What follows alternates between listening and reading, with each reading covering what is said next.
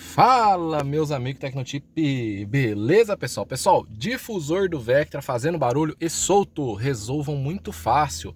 Pessoal, seu difusor quebrou aqui, estourou tudo aqui, é simples, pessoal. Só você pegar uma buchinha dessa que vende em loja de refrigeração, você fala que você quer bucha de suporte de condensadora de ar-condicionado. É uma buchinha, pessoal, uma buchinha assim, ó, bem simples. Eu vou tirar aqui pra vocês verem, ó.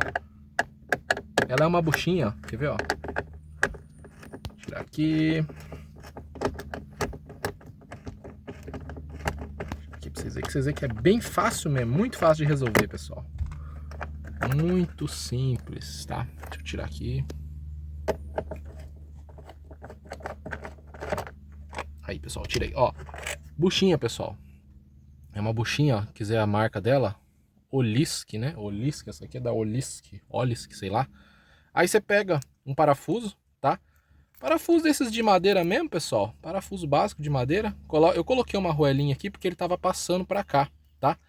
Aí você coloca o parafuso desses de madeira. Se quiser usar o parafuso original do carro, se servir.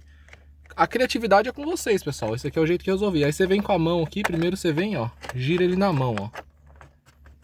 Aí você pega a posição que ele trava assim, sabe? Ó, que ele trave pra cá, ó. Mais ou menos.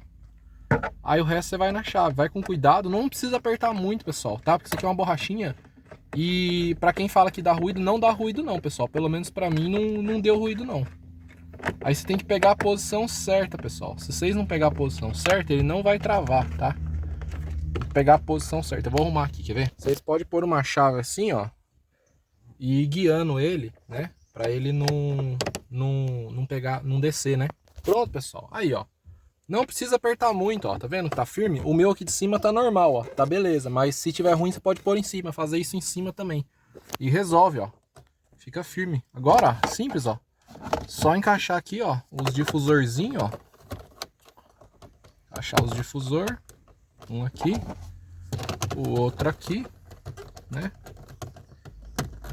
Aí, ó, beleza. Chique, né, pessoal? E aí, curtiram?